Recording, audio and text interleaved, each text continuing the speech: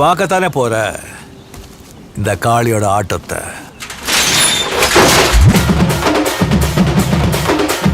பேட்ட படத்துல நம்ம ரஜினி சார் சொல்ற ஒரு டைலாக், நான் நல்லவன் தான், ரொம்ப நல்லவன் கிடையாது.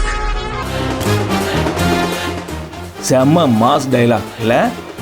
நல்லவன் ஏமாளி லெஃப்ட் ஹேண்ட்ல டீல் பண்ணிட்டு போயிடலாம்னு நினைச்சிடாதுன்னு வார்னிங் கொடுக்கிற மாதிரியான ஒரு செம்ம பஞ்ச். நல்லவனா இரு, ரொம்ப நல்லவனா இருக்காத.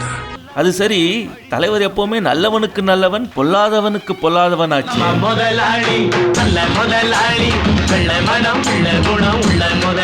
அவரு போய் எப்படி இப்படி ஒரு டைலாக் சொல்லிட்டாருன்னு ஆச்சரியப்பட்டதுண்டா? காரணம் இருக்கு.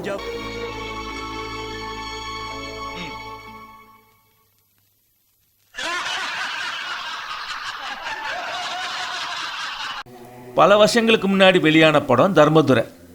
தர்மதுரையில் தர்மாவை அவங்க சகோதரர்கள் அவமானப்படுத்தி ஏமாத்திடுவாங்க.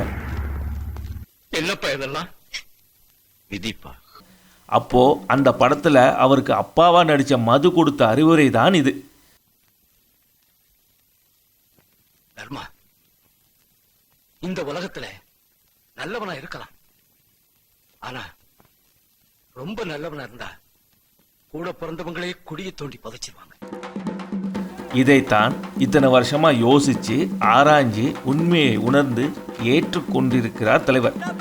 இப்ப புரிதா தலைவர் ஏன் அப்படி ஒரு டைலாக் வச்சான் என்று?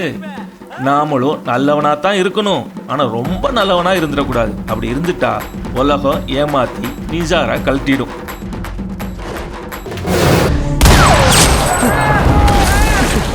இது போல சிறந்த தத்துவங்களை திரைப்படத்தில் தேடி எடுத்துட்டு வரேன். அது வரைக்கும் பாய்.